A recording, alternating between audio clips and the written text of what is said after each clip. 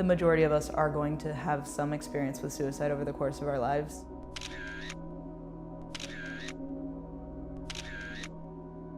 And we have so many of these long-standing beliefs culturally that suicide is selfish, suicide is manipulative. People who are suicidal just want attention.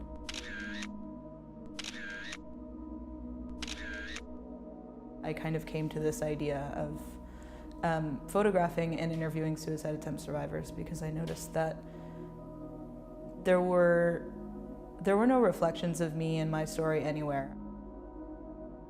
Whatever you think a suicide attempt survivor looks like, whatever ideas you have about people who are affected by suicide, just know that it affects all of us.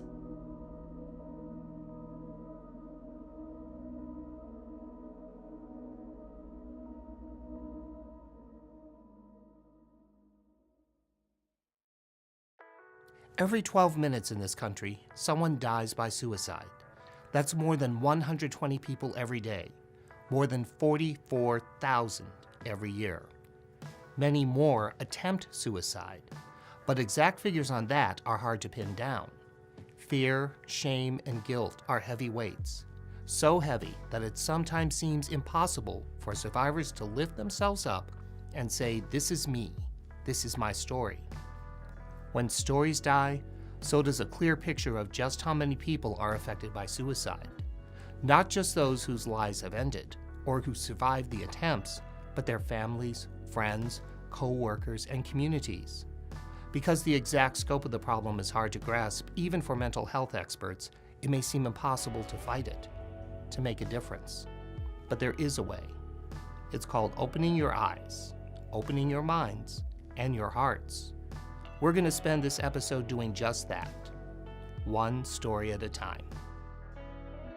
So throughout my career, starting with what was my master's thesis, I was looking at suicide bereavement. And what I was told by people repeatedly is, it's bereavement, it's a family issue, it's only 6 people that are affected. And so what I really wanted to do when I heard that people weren't interested and invested in doing research to help people bereaved by suicide is step back and say, well, let's look at how many people are exposed to suicide.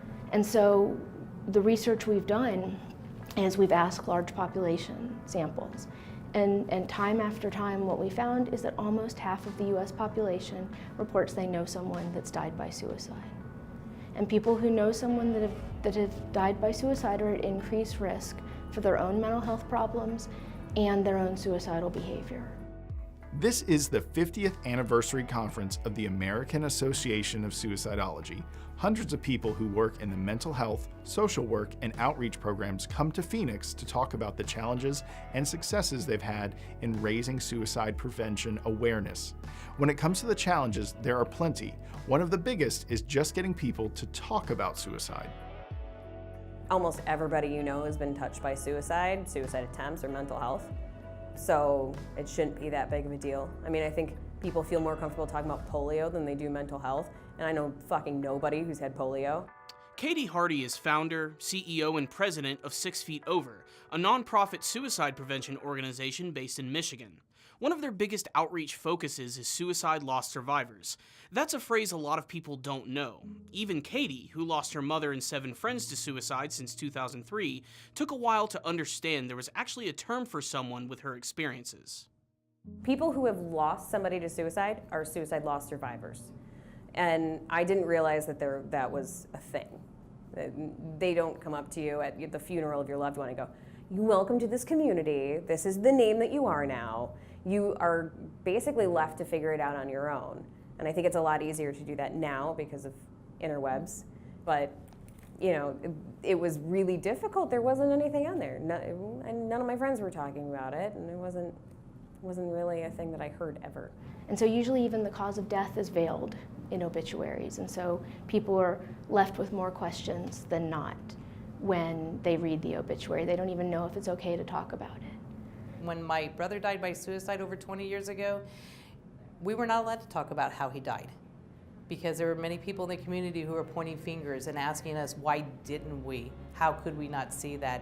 And then looking at us as being the next person because of the contingent, because of the higher rates of suicide with lost survivors. That's the situation for so many people who have been touched by suicide, whether it's their own attempt or the suicide of someone close to them. Don't talk about it, don't bring it up, just move on and don't let anyone know. Don't tell your story, ever. Some people don't talk about it because it's too painful, but others feel they have no choice, that they have to keep silent. They repeat their stories to themselves over and over again. It's an endless loop, and it seems there's no way out because they just can't voice their stories. Think about that for a moment. You're in pain because you've lost someone you love, but you feel like you can't share it. You can't reach out. You have to stay quiet. Do we make people feel that way when they lose someone to cancer, HIV, or to heart disease? The stigma placed on suicide goes back for centuries. You hear about it, read about it, but do you really understand what that stigma means to the people who faced it, who face it still? We got a stark illustration when we visited a little-known cemetery in Anniston, Alabama. This is a cemetery for former German and Italian POWs from World War II. They were detained at Fort McClellan, and for these men, there was no return to Europe even after the war was over. Their families simply didn't have the money to have their remains brought back. They were buried here, on foreign soil, far away from home like so many troops who died during that conflict. That storyline alone is achingly sad. But in this cemetery, one grave stands out. This is a lone tombstone in the corner of the cemetery, far away from the other markers. It's the marker for a man named Willie Fisher. You see, in Germany, during the World War II era, you had to return home a hero to get an honorable burial. That wasn't the case for Willie Fisher. He died as a suicide here in the prisoner of war camp. He was not only forgotten by the living, but here it seems he was also forgotten among the dead. The hostilities are long over, and now these POWs, our former enemies, are granted reconciliation. They're remembered annually in a military ceremony. Visitors often come and place coins on the graves, but that one lone grave for Willie Fisher will forever stand in solitude. Separated from his comrades for eternity with no reconciliation because his pain was so great he couldn't find any other release except for suicide.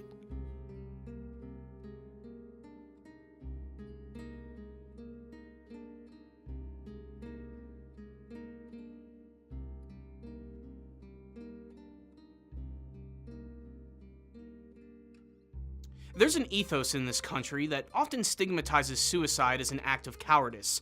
Just like that lone soldier in the POW cemetery, people who die by suicide are often viewed as taking the easy way out. That stigmatization of suicide hasn't been consistent throughout history. In Rome, suicide was not necessarily frowned upon. A citizen could apply to the Roman Senate for the right to take his own life. If the Senate judged his reasons were sound, he was given poison, free of charge. There were exceptions to this rule. Soldiers were forbidden to kill themselves because it was seen as an act of desertion. Slaves also didn't get a pass. If a slave died by suicide within 6 months of being transferred to a new owner, the former owner owed him a refund. And in Japan, it was acceptable for samurai to use suicide as a way to avoid capture by their enemies or to restore their honor after committing a major offense. With the rise of Christianity, the stance against suicide became far more strict and far more complex. Those who died by suicide or attempted suicide became pariahs. The response was particularly harsh in the Catholic and Orthodox churches. If they survived, they were excommunicated and denied the sacraments like communion or confession. If they died, they were denied burial in consecrated ground, and in some cases, their property could be confiscated. The Catholic Church has now changed its stance against giving people who die by suicide a Christian burial. It acknowledges that a person's state of mind is often a mitigating factor, and that people who are suffering from mental illness can't always be held accountable for their actions. Instead, the Church says God alone can decide whether a suicide was a willful act that could have been avoided. But that mindset is still a long way from becoming common in society at large. Mental illness in general, and suicide in particular, is not something people are comfortable talking about, much less learning more about. We've heard that message over and over again at the American Association of Suicidology conference. I think that people don't want to talk about it, or there's a lot of misinformation because we're just getting to a place where there's some semblance of mainstream understanding.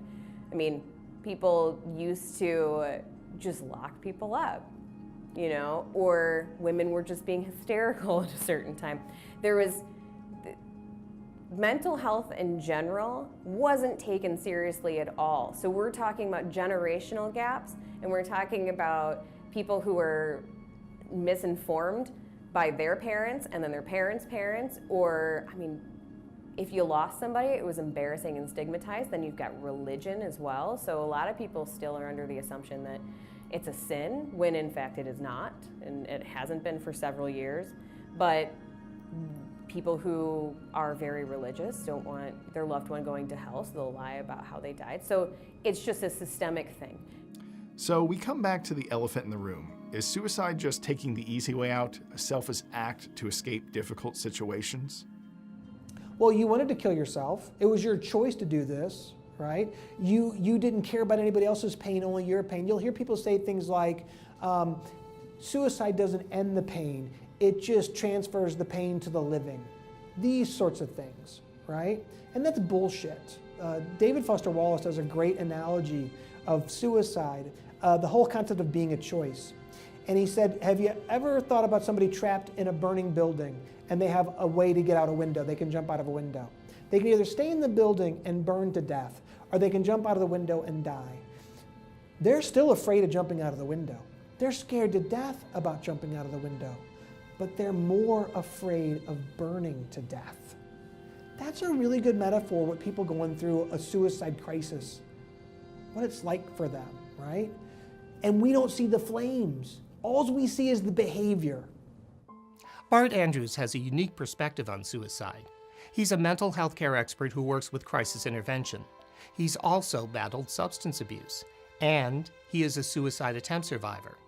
His suicide attempt came after a long battle with alcoholism, during which he had periods of sobriety, which ended with relapses. I would go out after work to have one beer. That was it, one beer. And 3 days later, I would sober up and not even be able to comprehend how the last 3 days had happened. It was really scary that I could make a decision to do one thing and then lose all control over what would happen for 2 or 3 days. That happened 3 times. Each relapse was worse than the last. On the 3rd relapse, I got arrested and I tried to kill myself. That event changed my life forever. I'm grateful that I survived, and I survived because officers stopped me from killing myself. I had been running my entire life. I had been living kind of 2 lives. There was the life of me wanting to be a professional psychologist, wanting to make a difference in the world, wanting to be respectable. There was another part of me that wanted to do whatever I wanted to be a part of the darker side of life. These 2 sides were squeezing me to death because I couldn't commit to one or the other. And finally in that jail cell, when I got arrested, I couldn't run anymore. And I had been running for 5 years at a really fast pace. But being trapped in that cell, not being able to run, was absolutely agonizing. Absolutely agonizing. I couldn't even stay in my own skin. It's really hard to describe because I knew I was going to get out the next morning. But not being able to leave right then, not being able to run, overwhelmed my ability to comprehend all the pain that I was experiencing. All of a sudden I realized I couldn't run anymore. When it hit me that I couldn't run anymore, I couldn't find a way to live. There, in that jail cell, I couldn't find a way to live. And I tried to kill myself. I made a decision I would tell nobody about the suicide attempt or anything that happened around it. And I kept that promise for 16 years, right?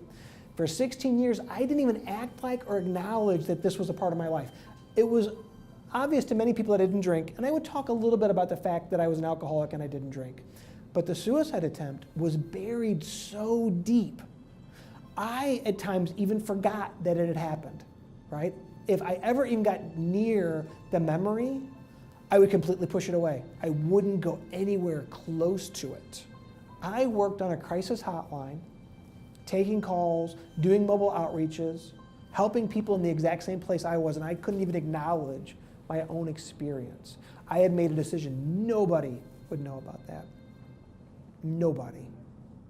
Bart was caught in a conundrum. On the one hand, he worked daily with people in crisis, including people with suicidal thoughts. But because of his professional standing, he was afraid to step up and say, "This is my story too." When I would think back on that event, I would be filled with so much shame and fear that somebody would find out, that somebody would know, that somebody would tell. For the first few years, I lived with that fear nightly, that if my program found out, if the licensure board found out, that I'd never practice, I'd never have a career as a psychologist. I lived with that fear daily. Each time I would think about telling my story, I would panic and I would be fearful that it would impact my company, it would impact my career, that something bad would happen to me. This really troubles me. It troubles me that I work in a field where we help people every single day and want them to tell us their problems, but as a professional, we are afraid to tell our own stories because we're afraid it will damage our career or our reputation. Bart eventually worked up the courage to begin telling his story. And while he received a lot of positive responses, he also said some of his colleagues began treating him differently after learning about his suicide attempt. I am a very high energy, passionate person. I love to argue. I am outspoken, and I've been known for that. So in meetings, I've always done that. Something that was really interesting is after I told my story, at meetings, people would say, "Why are you getting so emotional?" So this is what's really fascinating to me. Prior to people knowing my story, they just saw that as passion and energy. After knowing my story, that got turned around to being overly emotional. That's a profound thing to consider. Imagine spending years following your dream, going to school, getting a professional license, rising through the ranks through hard work and dedication, winning the trust and respect of your colleagues. And then one day, it suddenly changes, not because of something you did in the present, but because of something that happened in the past. You're still the same person, with the same qualifications. It's just that now, people have another chapter in your story to consider. And despite your accomplishments, they treat you differently. Who else do we treat that way? Criminals, for one. If you find out someone you know is a murderer or a thief, you might change your mind about that person. But do you change your mind about someone facing an illness? If someone has heart disease or has cancer, we don't think for a minute they're incompetent because they have cancer.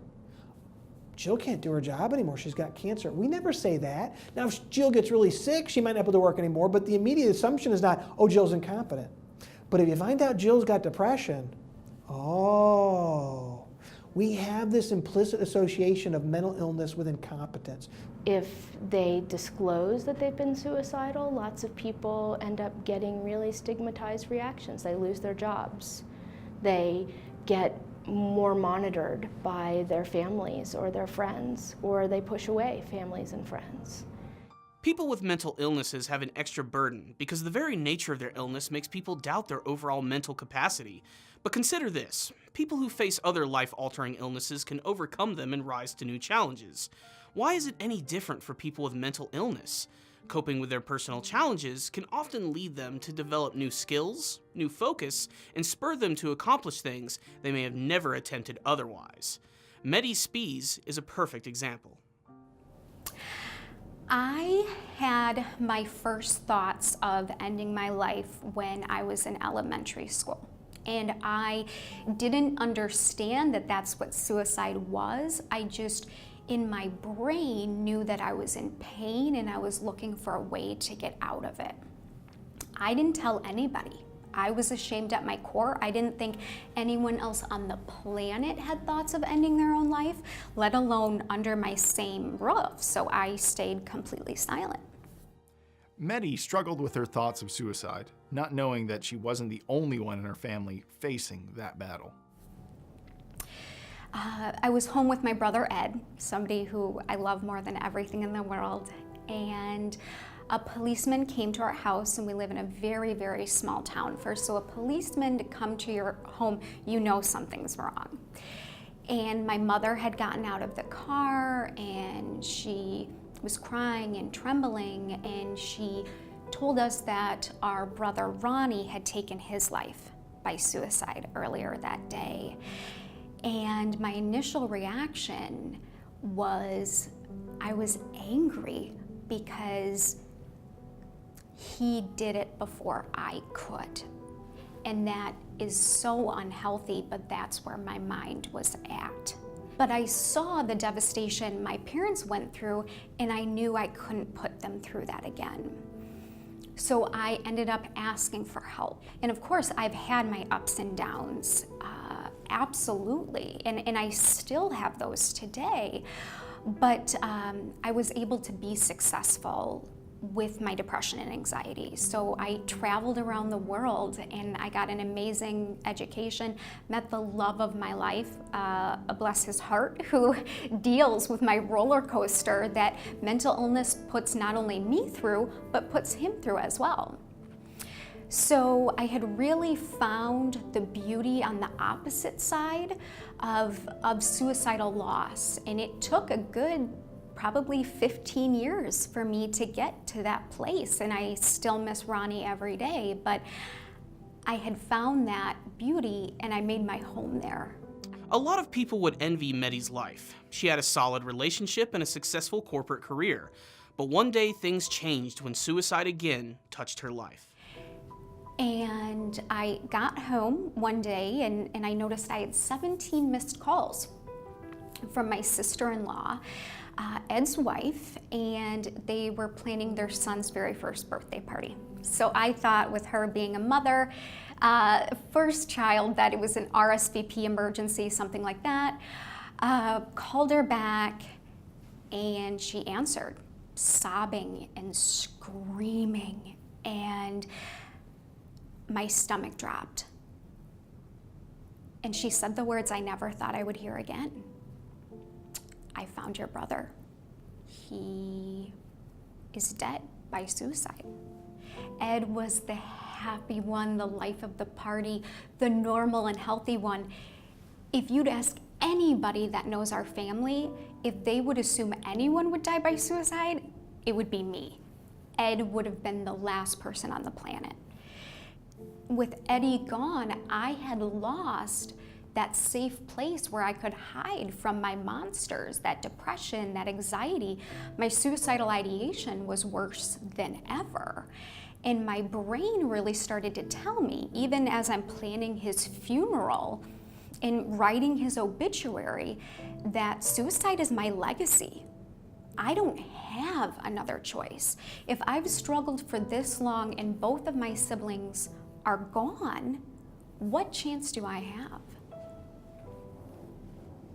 But there was about a 2% part of me that said, how can I use this pain to help someone else? What would Ed and Ronnie want me to do?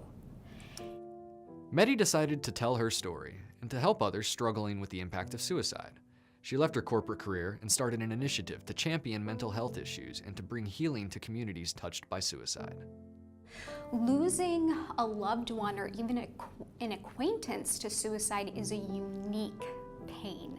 It's not like any other loss. And unfortunately, with my experience of losing two brothers to suicide, I have a unique perspective on that, but it's also been a blessing because I can work with other individuals who are going through that devastation and show them that there is hope and healing. Hope Heroes Unite is a speaking and training organization where I go into schools and communities and talk about suicide prevention, but often suicide postvention. I get brought in after an unfortunate suicide takes place and really get that healing conversation started, not just with the students, but also staff, parents, and community members. So it's a really all-encompassing program. It's not just family members, who are the most affected, although for the most part family members who had lost a loved one to suicide are going to be the ones that are affected. But it is other people that aren't kin. So it's whole schools when a child dies. It's places of worship when they lose either a member or a religious leader. It's neighborhoods and workplaces. After a suicide, often we want to find the blame of why did this happen? And that can come from either families being upset with schools or employers, etc., not doing enough, not intervening, or survivors ourselves, myself included for a long time, blamed myself for both brothers passing away. And moving from that blame to healing is a hard thing to do, but it's essential to move forward and to prevent subsequent suicides from happening. We often feel siloed and that no one else is experiencing this and nobody else is understanding this. And I think a lot of that comes from within our own psyche, and that has certainly been built through our kind of societal standards of picking yourself up by the bootstraps, which works sometimes, but often, we're social beings. We need to connect to one another and to know that we have support and we have understanding. For a long time, suicide has been a secret in families, and that doesn't help people. People think that, oh, we're not going to tell the kids, they're never going to find out, and they always find out. And it doesn't help them to have this family secret they weren't let in on. There are families that I know of that have had 4 or 5 suicides in the family before somebody said, no, we have to talk about this because we don't want any more of our family members dying. So we come back to an essential part of healing, telling your story. It's hard to do, hard to reach out and ask others to listen. You make yourself vulnerable. But if you hide your story, especially from yourself, then you don't heal. The wounds may be covered, but ignoring them isn't going to make them go away. It takes courage to expose those wounds and to acknowledge them. But when you see others have wounds too, then it becomes a little easier to take that crucial step. That's one of the purposes behind a unique project created by Desiree L. Stage. We visited her in a Philadelphia art gallery to learn more about Live Through This, a photo exhibition that features portraits and stories of suicide attempt survivors. I got involved in this field because suicide has always been a part of my life in different ways. One of my family friends died when I was very young, and I lost a friend when I was a teenager, and it was about around the same time that I started struggling with depression and self-injury myself, started having suicidal thoughts myself. And when my friend died, I decided that I was going to study psychology, study suicide, and I got my bachelor's degree in psychology, got into a PhD program specifically with the intention of suicide research, and that didn't work out because the program I was accepted into wasn't interested in doing that kind of research. So eventually I taught myself how to work a camera, and I kind of came to this idea of photographing and interviewing suicide attempt survivors because I noticed that there were no reflections of me in my story anywhere. I saw a lot of the lost survivor side, but I didn't see any lived experiences of a suicide attempt or suicidal thoughts even. And when I did, it was usually someone, in silhouette, and they were anonymous, or, it was all about statistics. There was nothing that had a human attached to it, a real person that I could connect to, that I could identify with. Whispering a story in the dark is really only telling part of the story. And that can mean any healing and acceptance is only partial. Part of the hurt is still hiding in the shadows, out of sight, out of mind. But shining a full light on suicide stories, even with the best of intentions, is difficult. I started putting up Craigslist ads, and I think the subject line was something like, suicide attempt survivors wanted for educational portrait project. But because of Craigslist's history with suicide, those ads were almost always taken down pretty quickly, and I kept posting them. And I got the first few people that way, and the more I talked about it, then I had friends come out and say, hey, I have this experience, I want to tell you about it. And I slowly built that way. I had about 15 portraits 2 years in, and I did a Kickstarter campaign to take the project out of New York City and, you know, across the country. I raised $23,000 in 30 days, and it was at that point that I started getting press coverage.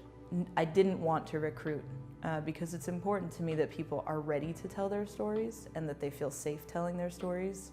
So I don't want to be the one asking. I want them to know and to feel motivated and ready and thinking about, you know, my name and my face and my story are going to be on the internet forevermore, essentially, because even if I were to take it down, nothing comes off the internet, really. I couldn't say how many I get a day, not a huge amount, but enough to feel overwhelmed by my inbox.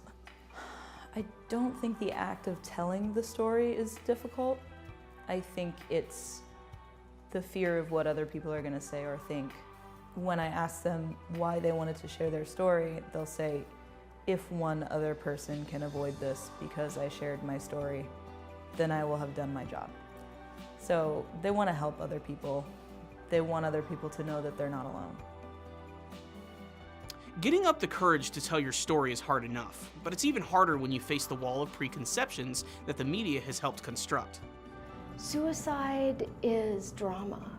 It's the way you resolve a plot.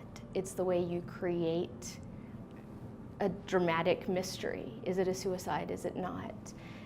It's also the joke that happens in a third of comedies, I think. We log them in our house. There's another suicide on TV.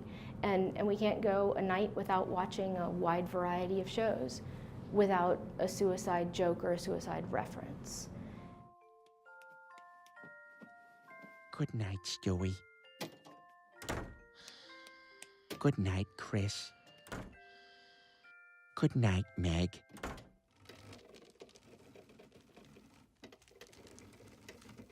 I see suicide content every day on TV.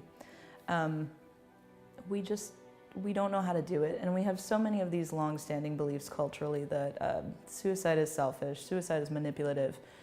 People who are suicidal just want attention, and I say, why not give it to them? Honestly, if they need help, they need help. Having better media reporting of suicide really helps. Having it reported in ways that is the same as other deaths, so that it's not a sensationalized news story, but it's about someone who was hurting so much that they couldn't be here anymore. Every story has an ending, but for suicide attempt and suicide loss survivors, the term ending is often vague. Too often, they can be made to feel that discharge from medical care or the funeral of a loved one who died by suicide should be the end. More mental health practitioners are now realizing that postvention, coming after the death or the suicide attempt, is a crucial part of healing, and even non-professionals can play a role in that part of the story. We have to work collaboratively. You know, we all carry a piece of the puzzle. Professionals who go through rigorous training and education, and those that live through these life experiences, that live with suicidality. You know, it's some people will attempt suicide once in their life and they'll never experience that again. Others, suicide is a constant state of mind. And to appreciate what they are living through, we have to work together and to hear the other side of the story. Postvention is very different for each person, but yet the same. Postvention is after suicide occurs, now what? So for each person it's different. In my family, I was the very angry person where look at me wrong, say something wrong, my thoughts go to anger. My sister and my mother were the forgivers of everyone. So if you said something hurtful, it's okay, I forgive you. Postvention for me was finding someone who grieved similar to the way I grieved, because the grieving process is so different. It is difficult because it's a tragedy, and who is it that we want to place blame on would be my brother. And so, you know, the person who died, but yet that's the person you love so much and you understand their grief. that you really can't be angry with them, but you have the professionals who are telling you how to grieve. You know, you need to be angry with them. Well, no, I never got angry with my brother.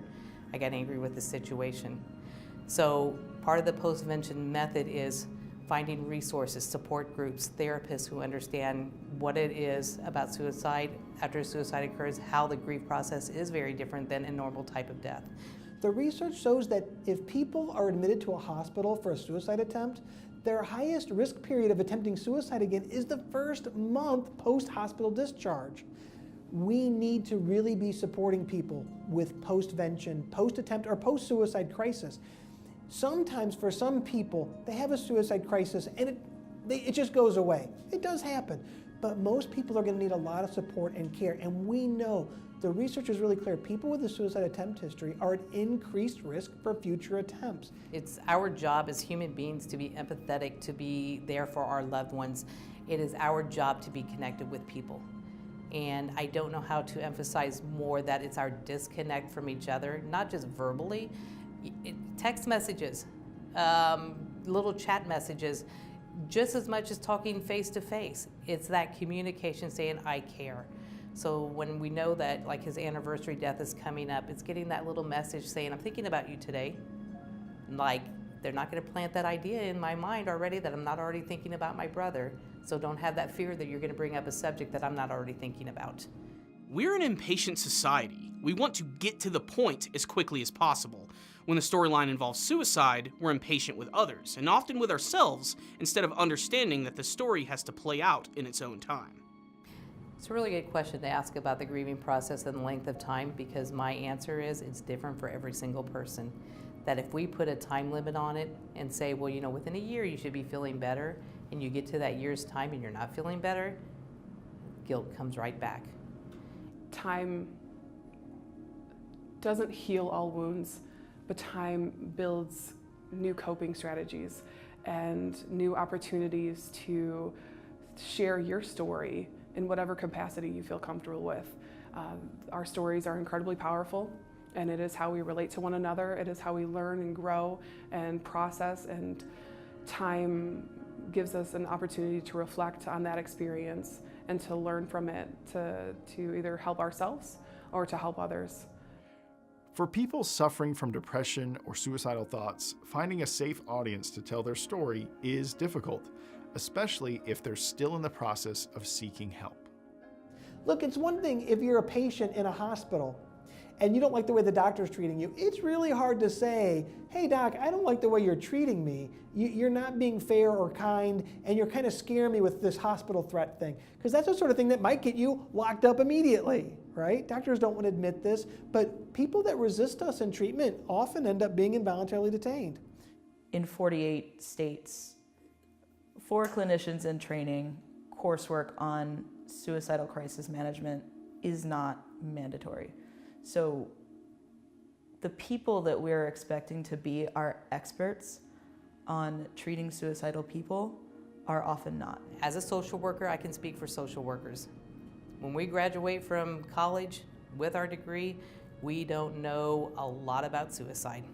We're actually taught maybe about this much in a paragraph about suicide, and we're expected to be the experts, and it's not true. There is care.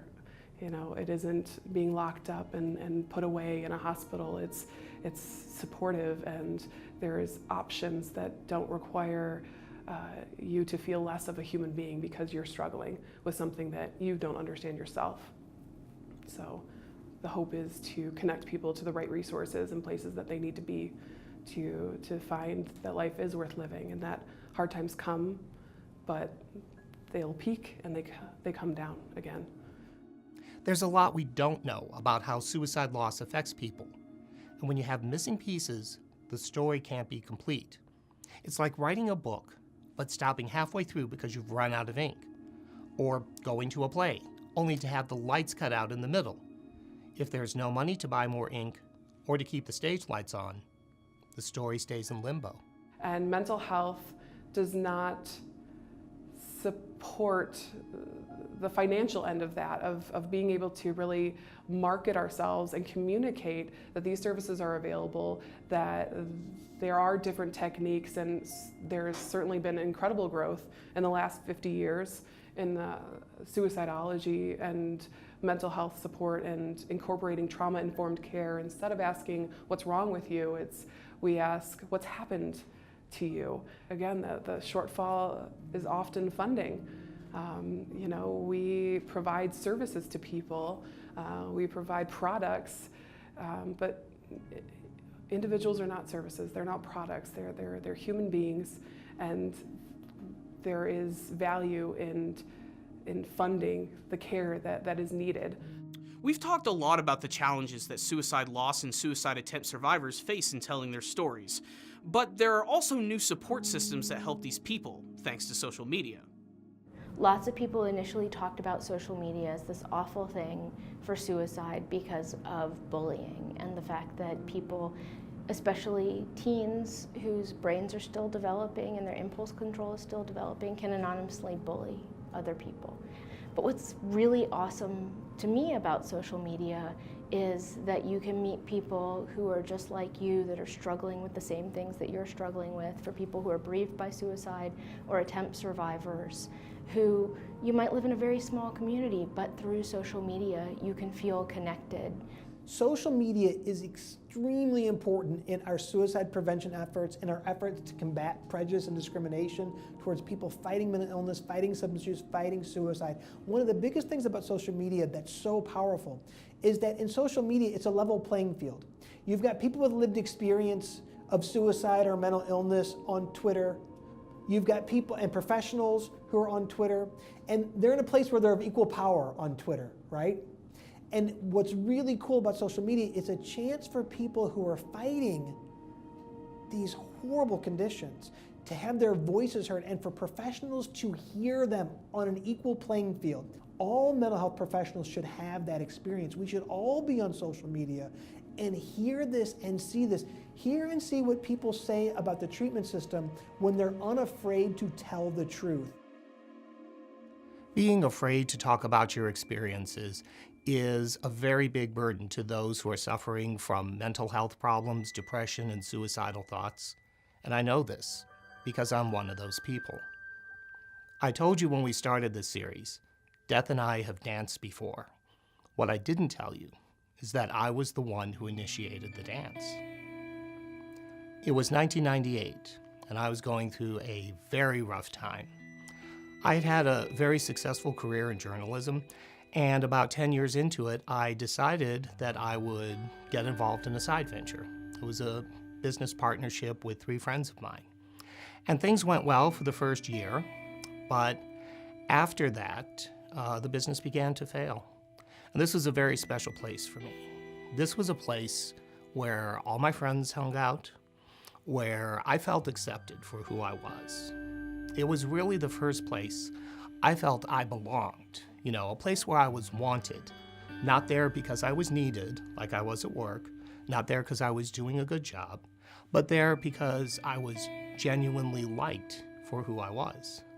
And it was really hard for me to have to admit that I was going to have to let this go. I didn't notice the changes at first, and I'm not sure that anyone around me did. But gradually, it came over me, this Great Depression.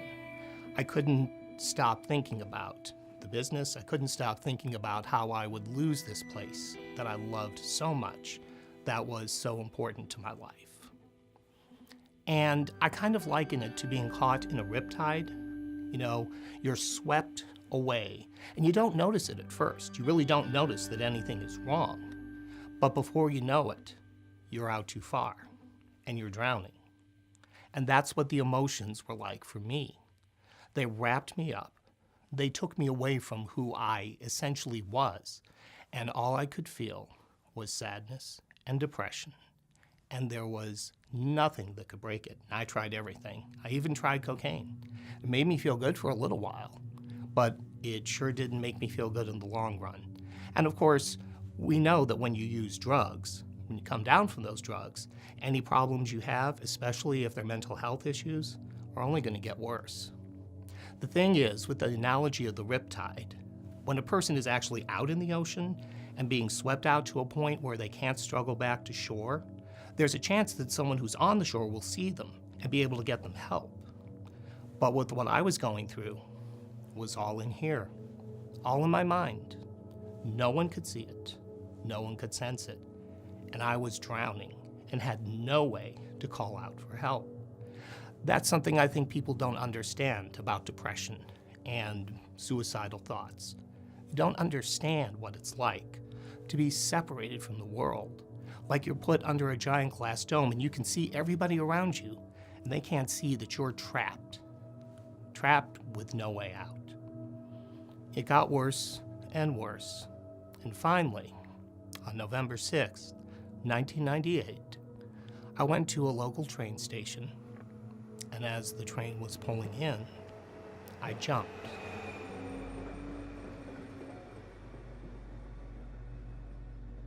When we were driving, it was explained to me that my brother had gone down to the train station, and as a train was pulling in, he jumped off the loading platform onto the tracks. And by grace of God, luck,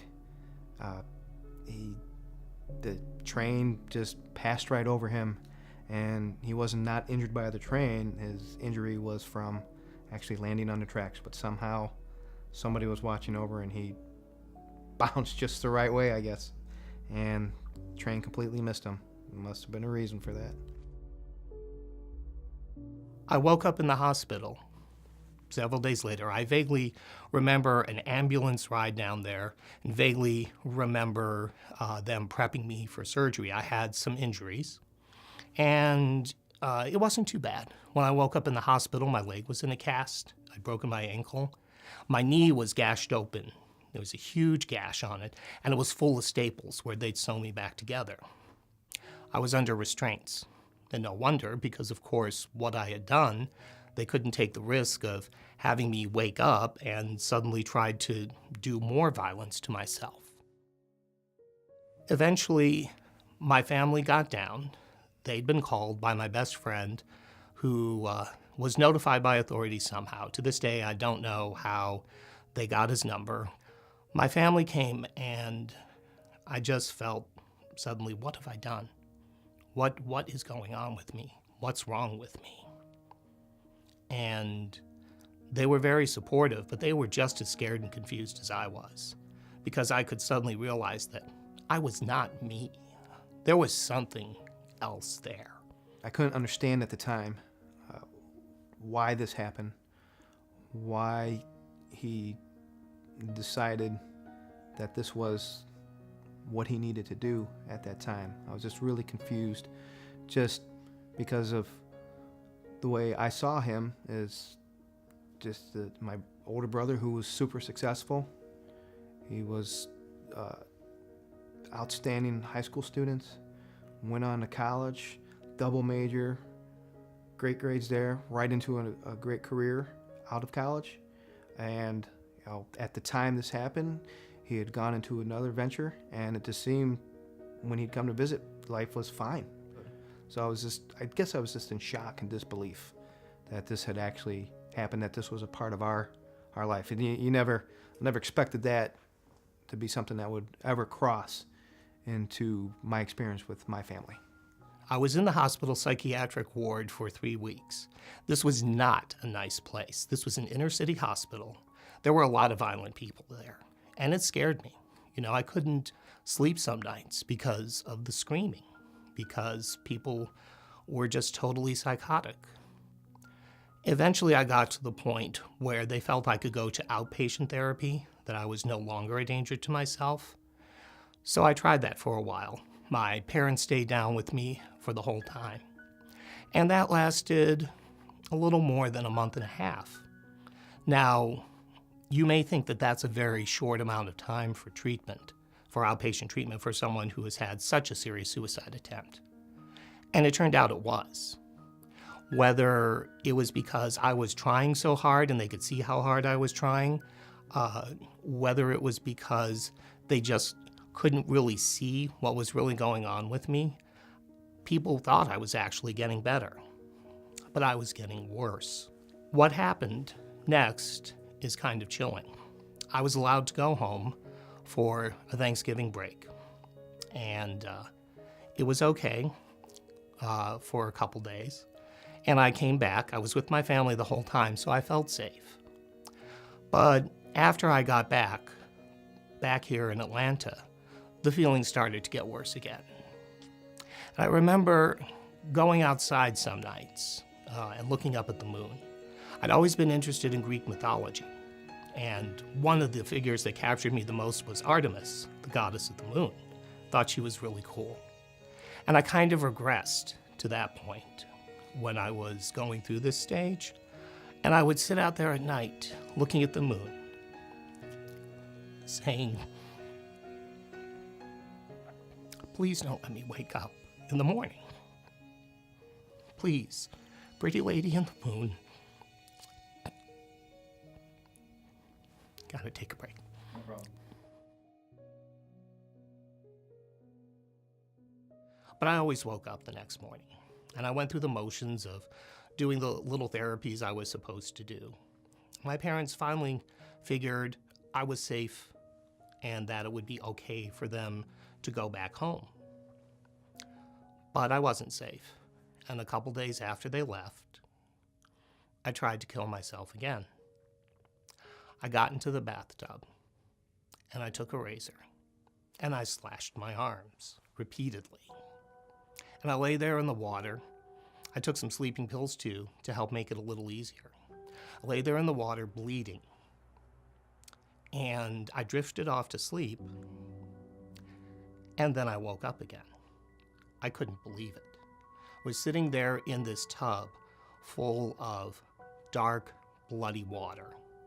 I had these gashes in my arms. I thought, can't I do anything right? Well, my parents hadn't had contact with me for a couple days. I was supposed to call in and check with them every day. And when this episode happened, they came immediately back to Atlanta.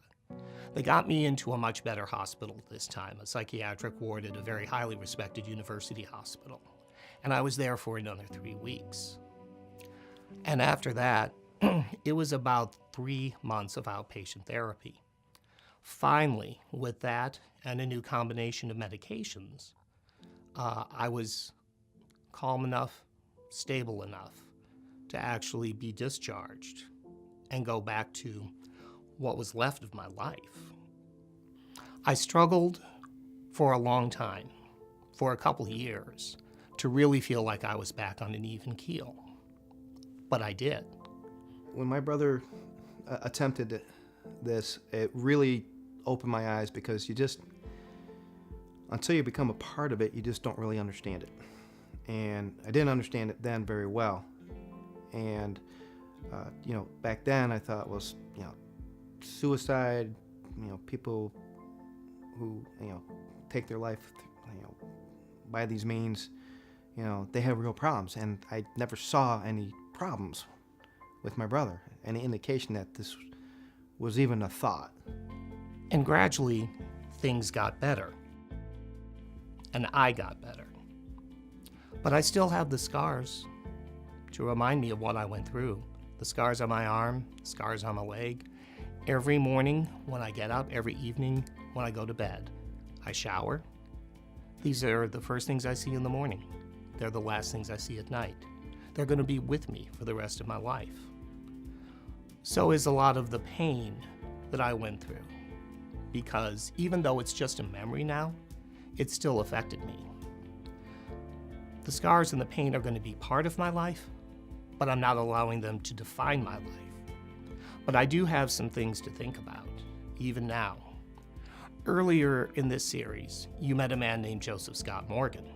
He was working for the medical examiner's office at the time when I had my suicide attempts. I can't help but think, would he have been the one called out to investigate my death if either one of my suicide attempts had succeeded?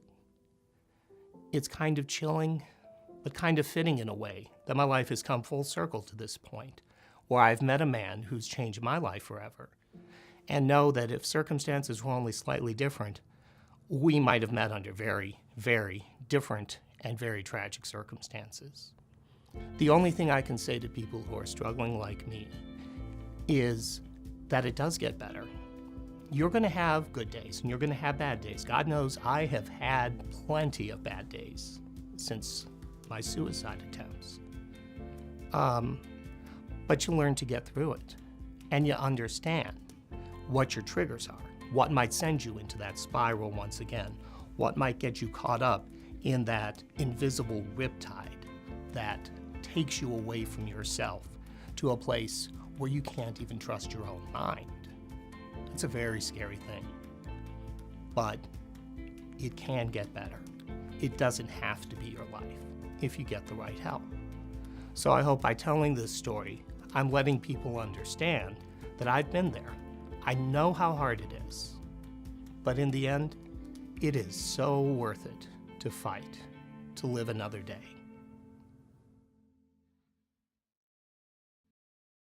Some stories can be put on hold, saved for a long winter night or a chat around a campfire. But when the story involves suicide, you have to tell it now. If you or someone you know is contemplating suicide, the Suicide Prevention Lifeline is available 24 hours a day. The number is 1-800-273-8255.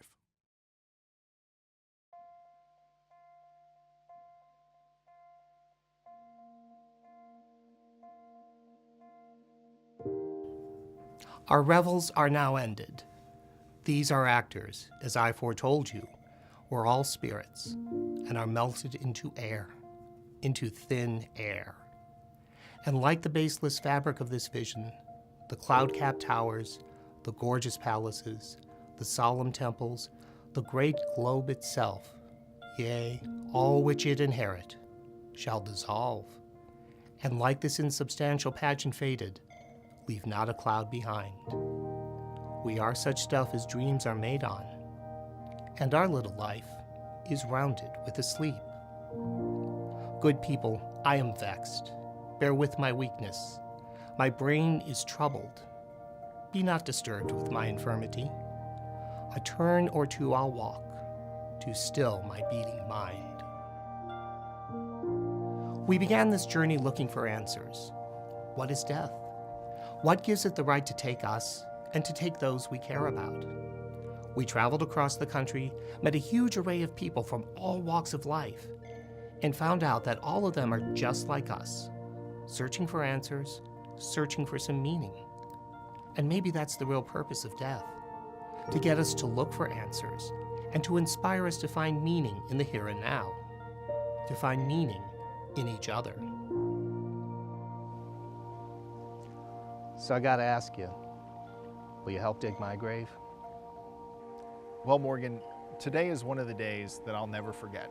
How often do you go with one of your best friends to buy his grave?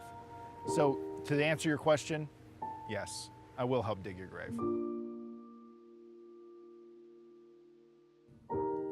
We all know how this journey will end, so it pays to be mindful of every step, every turn, and every companion we meet along the way. Sometimes you won't get the answers you want. Sometimes you won't get any answers at all. That's no reason to give up. You never know what the next turn on the path will bring.